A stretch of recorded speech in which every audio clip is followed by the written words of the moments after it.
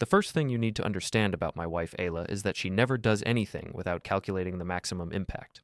So when she handed me that elegant gift bag at her birthday party, right there in front of 40 guests, including my parents, her law firm colleagues, and half our neighborhood, I should have known it wasn't jewelry. "Open it, Zane," she said, her voice carrying that courtroom authority that made junior associates wet themselves.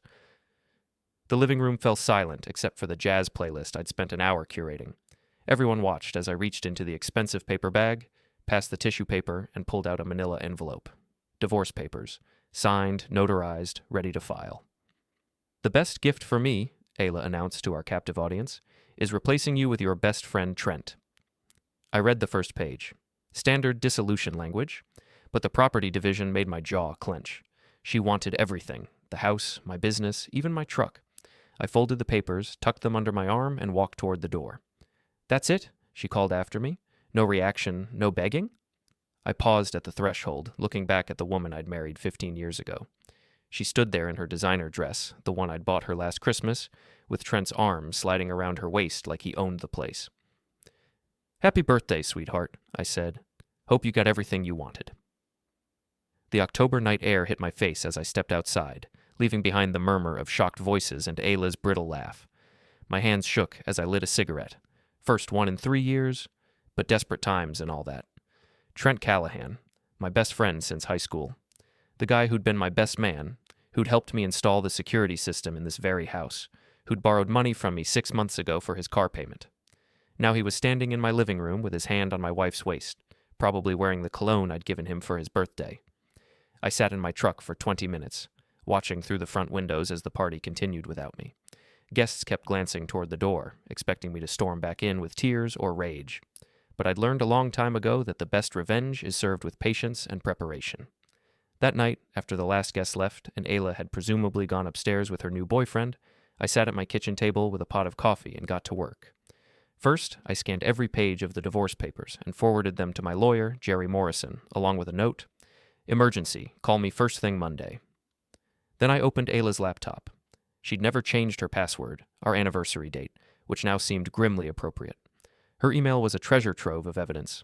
Messages to Trent going back 8 months, discussing their future together and how they'd handle the Zane situation. Screenshots of apartment listings, even a discussion about selling my business to fund their new life. I forwarded everything to Jerry. Next came the financial records. The birthday party venue cost $3,000, charged to our joint account without my knowledge. The catering, flowers, even the jazz trio, all paid for with money I'd earned installing security systems for half the city. But here's where Ayla's legal training failed her. She'd never bothered to check the property records.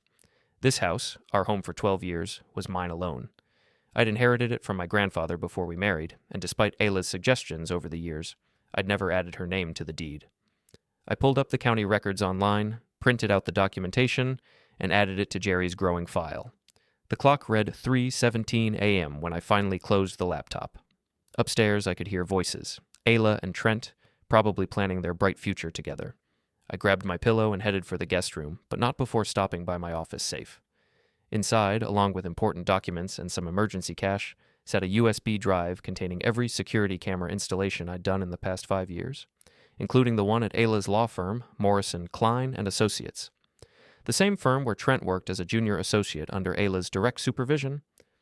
Company policy strictly prohibited romantic relationships between supervisors and subordinates. I knew because I'd read their employee handbook when Ayla made partner 3 years ago. Monday morning came with the kind of gray drizzle that makes October in our city feel like the end of the world. I was up at 6, showered and dressed in my best suit, the one Ayla had bought me for court appearances when clients needed me to testify about security breaches. Jerry Morrison's office sat in a converted Victorian downtown, the kind of place that charged by the hour but got results. He'd handled my business incorporation and a few contract disputes over the years. Good lawyer, better poker player, and smart enough to know when someone was about to get taken to the cleaners. "Jesus, Zane," he said, flipping through the printed emails. "She really put it all in writing." "Lawyers love documentation," I said, "even when it hangs them." Jerry leaned back in his leather chair, studying the property records. "The house is definitely yours, the business too, since you established it before marriage, but she's going to fight for alimony." "Let her try. I've got 8 months of evidence showing premeditated adultery and financial planning to defraud me." The infidelity clause in their employment contract is interesting, Jerry mused. If we can prove she violated company policy, already handled.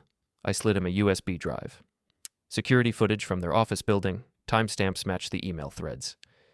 Jerry's eyebrows climbed toward his hairline. You've been busy? I haven't even started. That afternoon, while Ayla was presumably at work, I drove to the bank and froze our joint accounts. Not closed, that would have been illegal, but frozen pending divorce proceedings. Every credit card, every line of credit, everything that required both signatures. Then I visited Trent's apartment complex.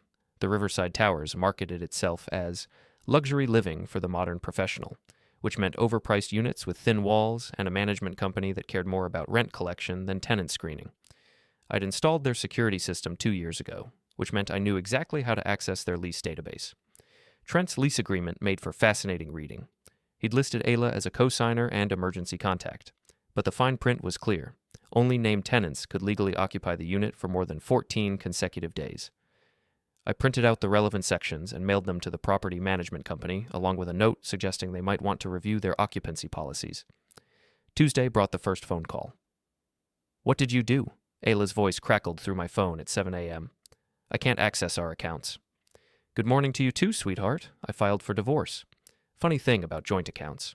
Either party can freeze them during dissolution proceedings. You can't do this, Zane. I need that money for... For what? Your new apartment with Trent? The one you've been planning since February? Silence. Then, I don't know what you're talking about. Sure you don't. By the way, you might want to check your work email today. I think Mr. Klein will want to discuss some policy violations. I hung up before she could respond. The second call came at noon. Trent this time, his voice tight with barely controlled anger. You sent something to my landlord, didn't you? I have no idea what you mean, buddy. How's the new living situation working out? Don't play games, Zane. We need to talk. No, we really don't. But if you want to chat, my lawyer's office has comfortable chairs. Click. The third call never came, but I didn't need it.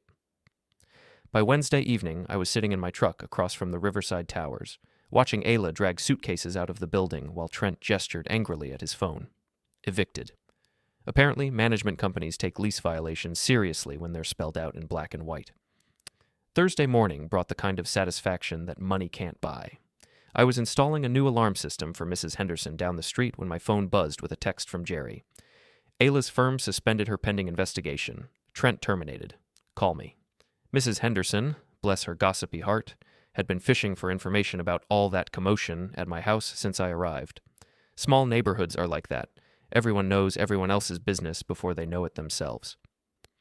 Terrible thing, divorce, she said, handing me a cup of coffee while I programmed her security panel.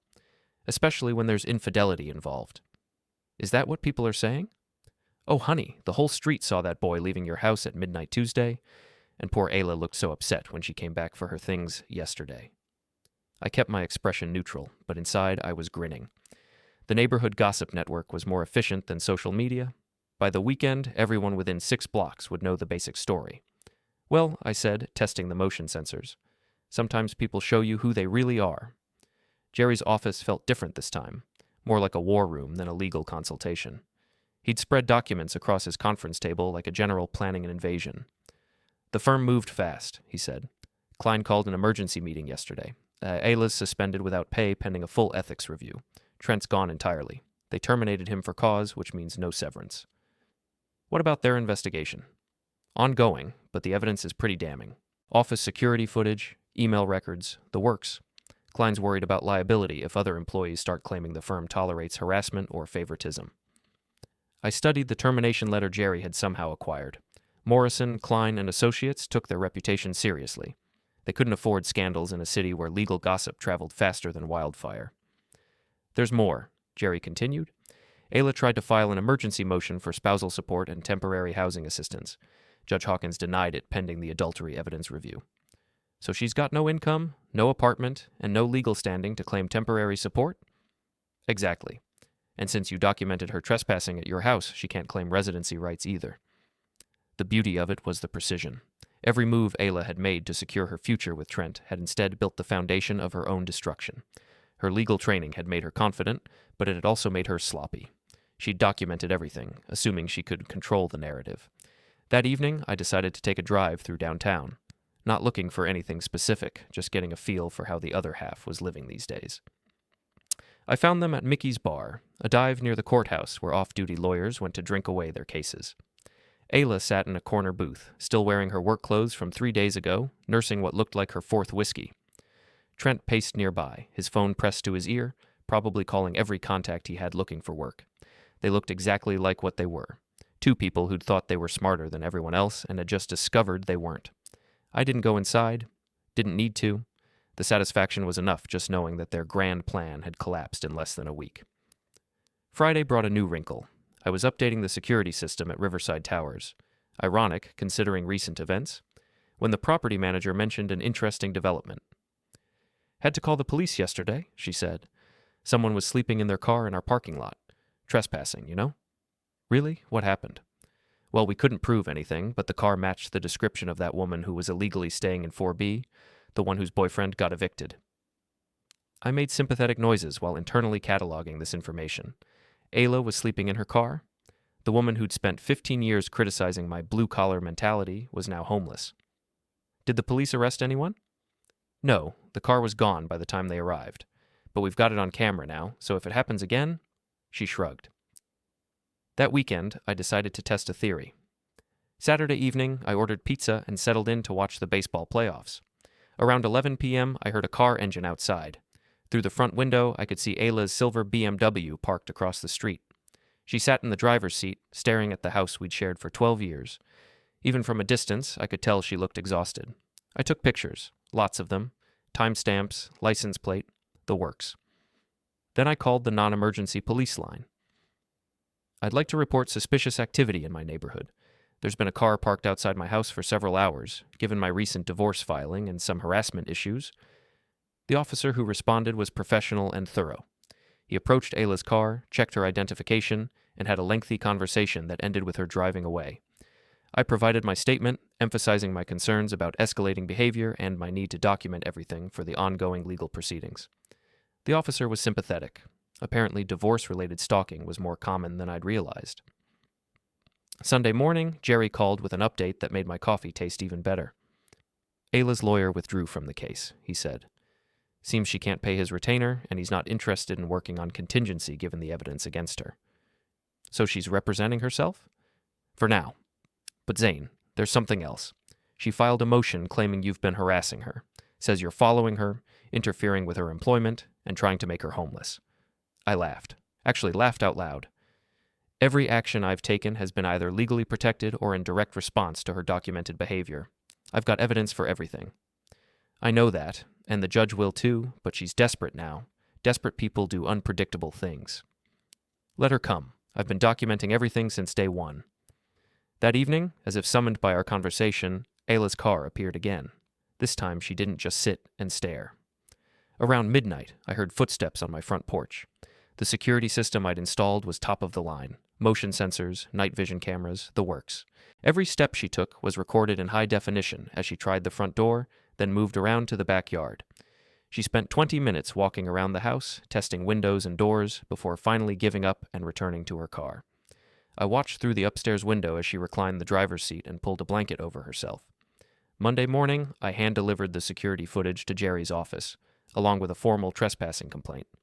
By noon, a sheriff's deputy was serving Ayla with a cease and desist order. The order was comprehensive. No contact, no approaching within 500 feet of my home or business, no third-party communication except through legal counsel. Violation would result in immediate arrest. That afternoon, I received a text from an unknown number. "This isn't over." I forwarded it to Jerry, who added it to our growing file of evidence. Then I changed my locks, upgraded my security system, and settled in to wait for Ayla's next move. Because there would be a next move. 15 years of marriage had taught me that Ayla never accepted defeat gracefully. She was somewhere out there, probably sleeping in her car again, planning her comeback. But here's the thing about planning. It works both ways.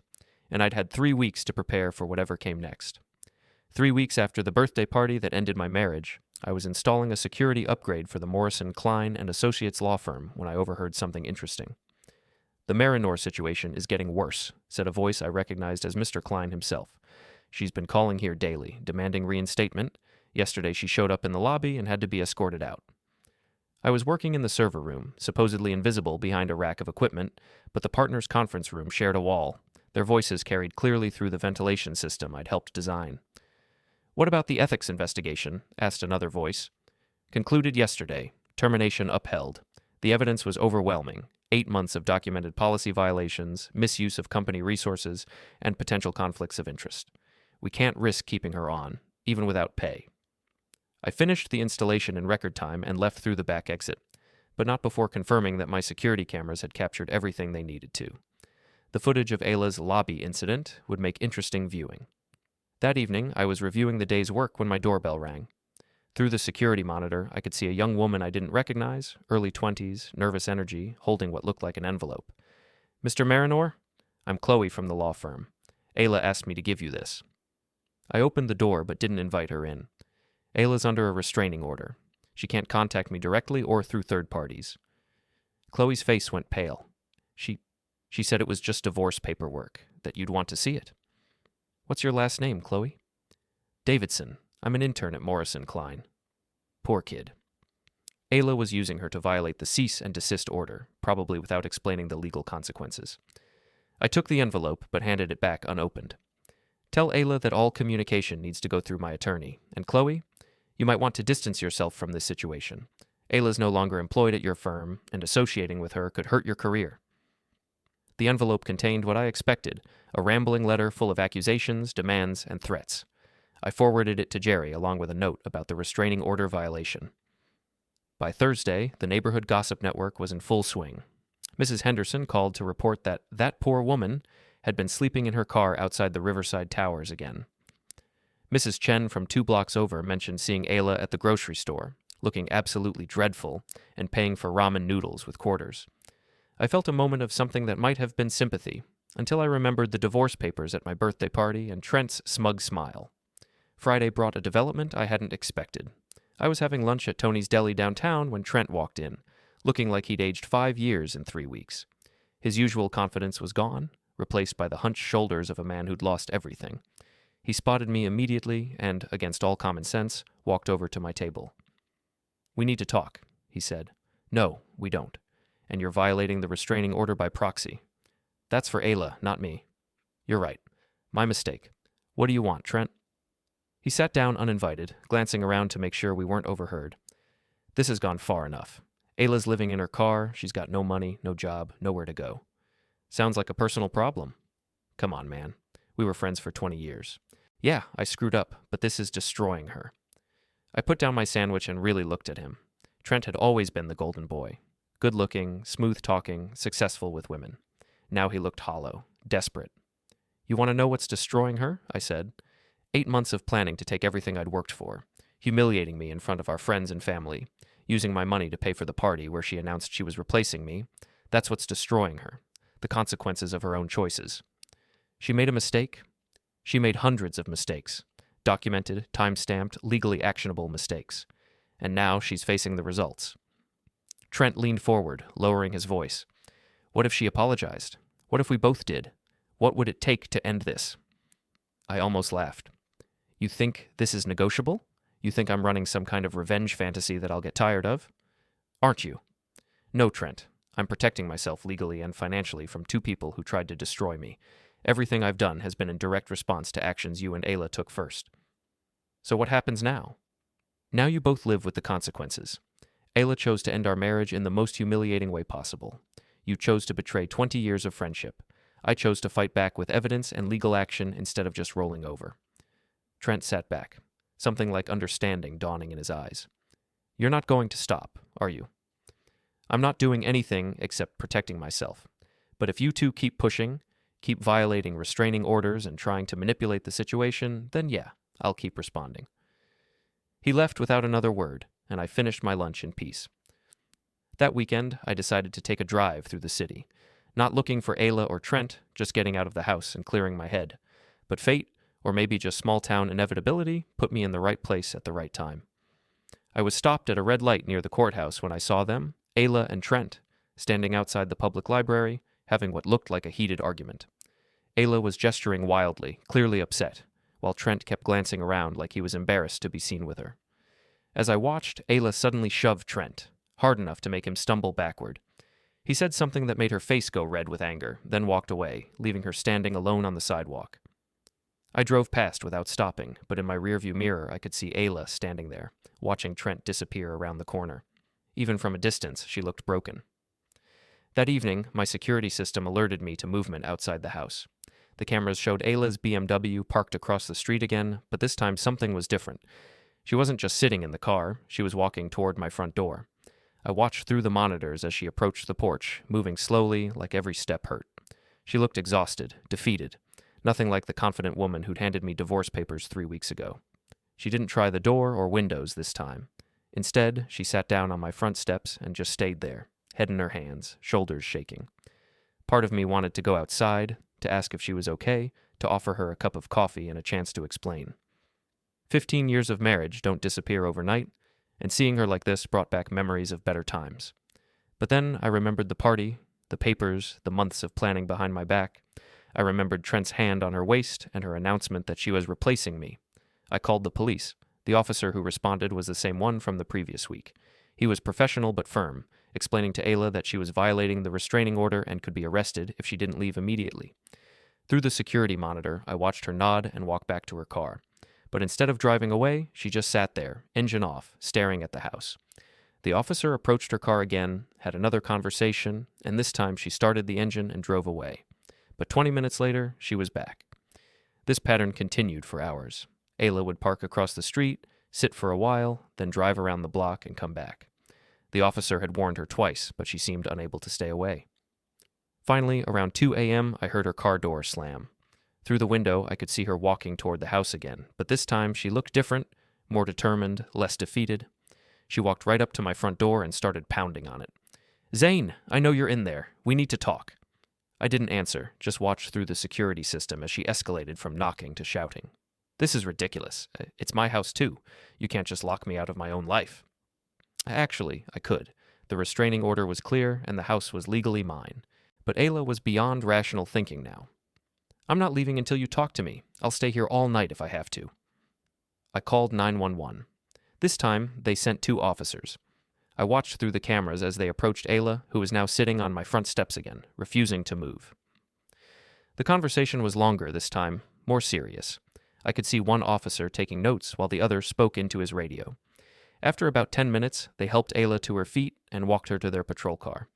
She was arrested for violating the restraining order, trespassing, and disturbing the peace. I watched from my window as the police car drove away, red and blue lights fading into the distance. The street was quiet again, empty except for the BMW parked across from my house, abandoned, just like everything else in Ayla's carefully planned new life. Ayla spent the weekend in jail.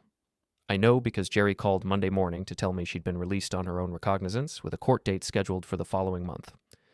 The judge wasn't happy, Jerry said. 3 violations of a restraining order in 2 weeks.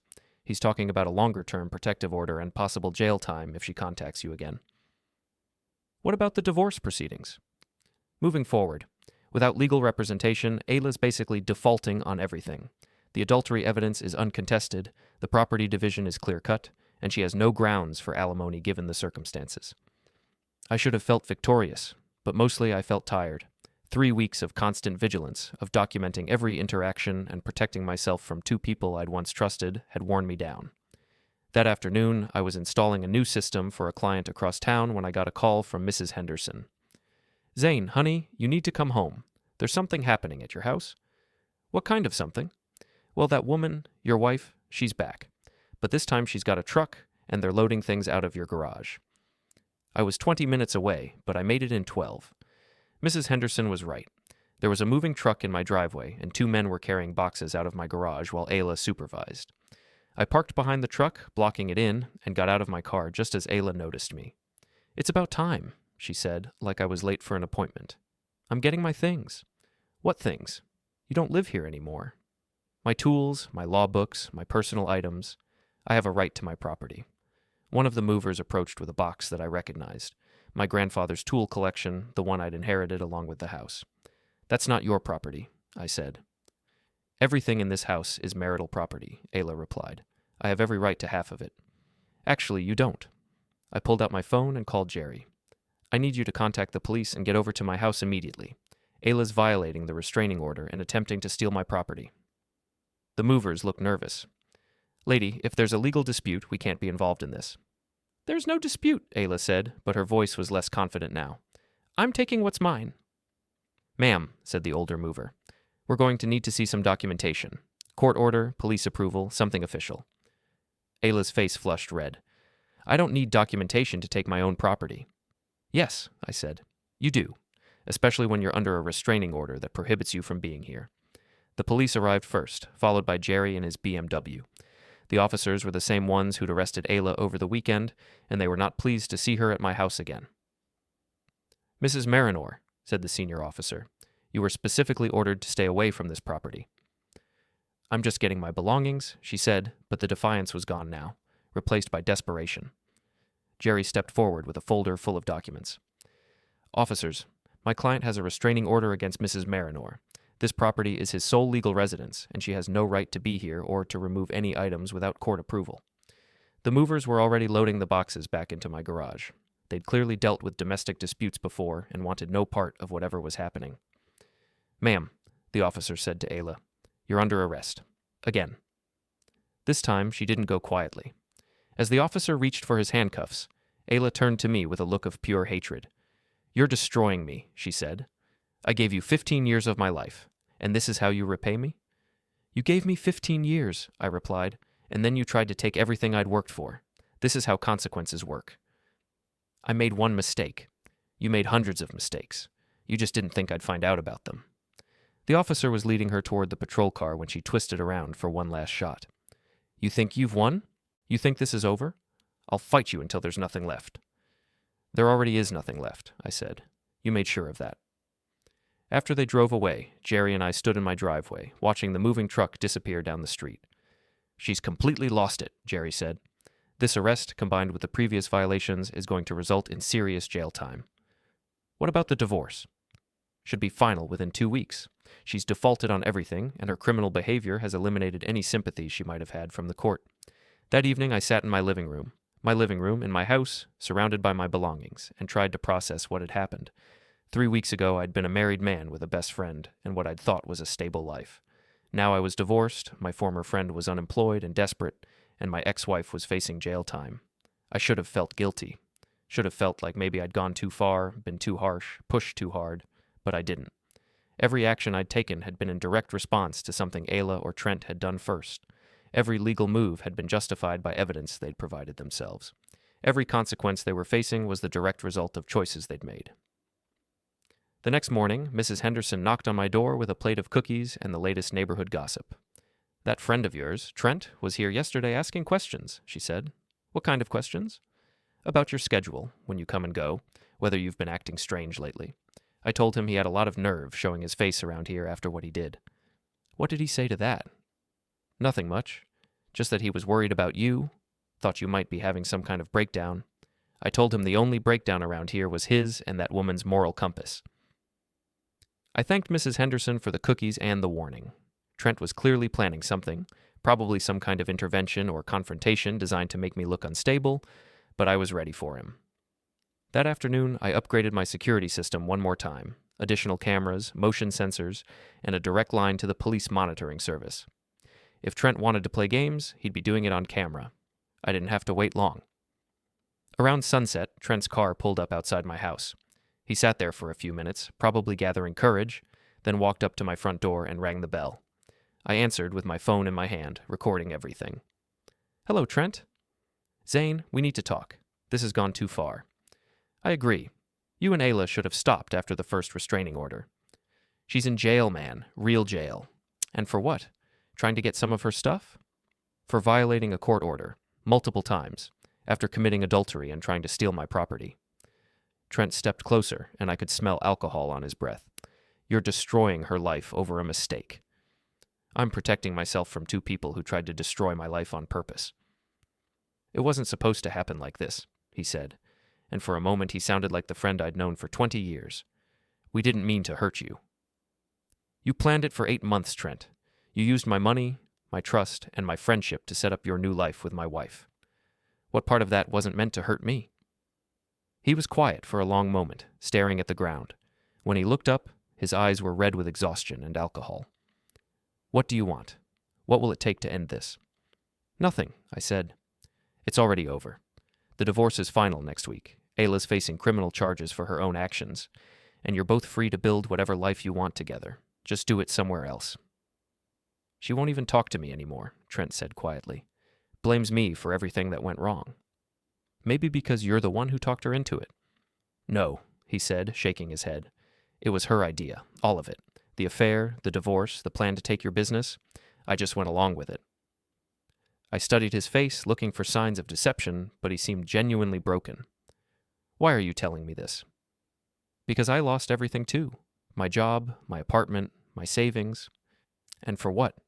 She doesn't want me anymore. Says I'm a loser who couldn't even handle a simple divorce." "Sounds like you're getting to know the real Ayla." Trent laughed bitterly. "Yeah, I guess I am. You know what she told me yesterday before the cops arrested her? She said if I was any kind of man, I'd find a way to make you drop the charges." "And what did you tell her?" "That I'm not going to jail for her mistakes."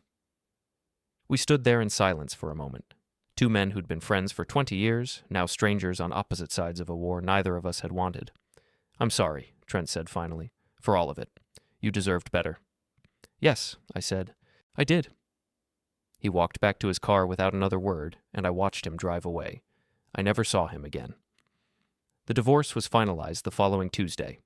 Ayla, calling from jail, had tried to contest it one last time, but without legal representation and with a criminal record now working against her, the judge signed the papers without hesitation.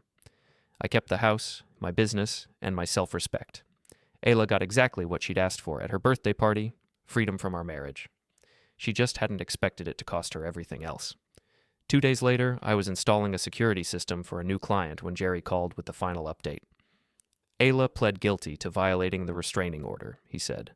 60 days in jail, 2 years probation, and a permanent order prohibiting contact with you." "What about her belongings?" "She can request them through the court, but given the circumstances, most judges won't grant access to your property. She'll probably have to write it off as a loss." I finished the installation and drove home through the city center, past Mickey's bar where I'd first seen them planning their future, past the courthouse where our marriage had officially ended, past the Riverside Towers where Ayla had tried to start her new life. The sun was setting as I pulled into my driveway, painting the sky the color of autumn leaves. Mrs. Henderson waved from her garden, and Mr. Chen nodded from his front porch. The neighborhood felt peaceful again, normal. Inside my house, I poured a glass of wine and sat on the couch where Ayla had handed me those divorce papers 4 weeks ago. The silence was complete, broken only by the quiet hum of the security system that would alert me if anyone tried to disturb my peace again. My phone buzzed with a text from an unknown number.